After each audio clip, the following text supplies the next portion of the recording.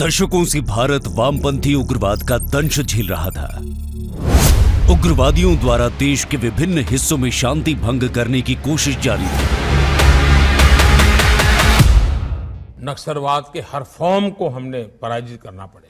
बंदूक वाला भी है और कलम वाला भी नक्सलवाद, हमें इन सब का काट निकालना पड़ेगा। माननीय प्रधानमंत्री श्री नरेंद्र मोदी के नेतृत्व में गृह मंत्रालय ने वामपंथी उग्रवाद के समूल नाश के लिए कार्य प्रारंभ किया और पूर्व की डिफेंसिव नीति को दरकिनार कर इन उग्रवादियों की गतिविधियों पर लगाम लगाने के लिए एक व्यापक आक्रामक रणनीति अपनाई। इस नीति के तहत सुरक्षा बलों ने नए नए इनोवेटिव तरीकों से नक्सलियों को घेरा और एकजुट अभियान चलाया, जिसमें सुनियोजित सैन्य अभियान, खुफिया जानकारी, उग्रवादियों की फंडिंग पर निगरानी, सीमा नियंत्रण, जन जागरूकता, मजबूत कानूनी उपाय और सामुदायिक सहभागिता शामिल है। हम कगार पर है, वो दिन दूर नहीं कि देश वामपंथी उग्रवाद से पूर्णतया मुक्त हो जाएगा। नक्सली उग्रवादियों की फंडिंग पर निगरानी से उनकी सक्रियता को कमजोर करने के लिए विभिन्न स्तरों पर कानून प्रवर्तन एजेंसियां मिलकर एक संयुक्त मोर्चा बनाकर महत्वपूर्ण जानकारियां साझा कर रही हैं।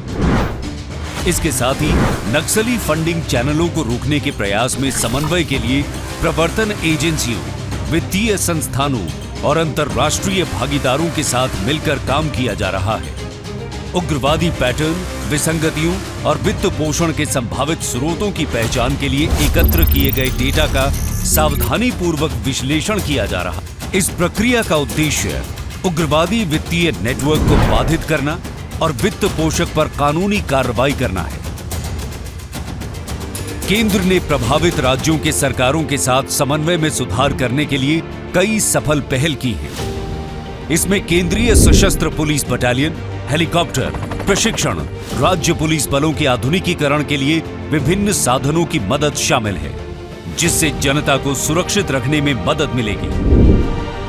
SRE योजना के अंतर्गत पिछले 4 वर्षों में वामपंथी उग्रवाद प्रभावित राज्यों को 1285 करोड़ रुपए जारी किए गए और केंद्र सरकार ने पिछले 9 वर्षों में SRE योजना के तहत धन के रिलीज में लगभग 124% की वृद्धि की।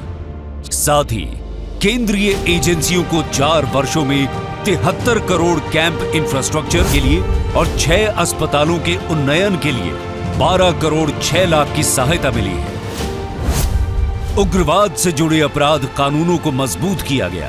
त्वरित न्याय सुनिश्चित करने के लिए अदालतों में नक्सल संबंधी मामलों को तेजी से निपटाने पर जोर दिया गया। प्रधानमंत्री श्री नरेंद्र मोदी के मार्गदर्शन में गृह मंत्री अमित शाह की बनाई आक्रामक रणनीति ने नक्सल उग्रवाद के खिलाफ माहौल ही बदल दिया। काठमांडू से तिरुपति तक रेड कॉरिडोर बनाने की बात करने वाले वामपंथी उग्रवाद अब कुछ ही जिलों तक सिमट कर रह गए हैं। ये एक ईमानदारी से क्रियान्वित आक्रामक रणनीति की शक्ति का प्रमाण है कि हिंसा को समाप्त कर स्थायी शांति स्थापित करने के सपने को साकार किया जा रहा है।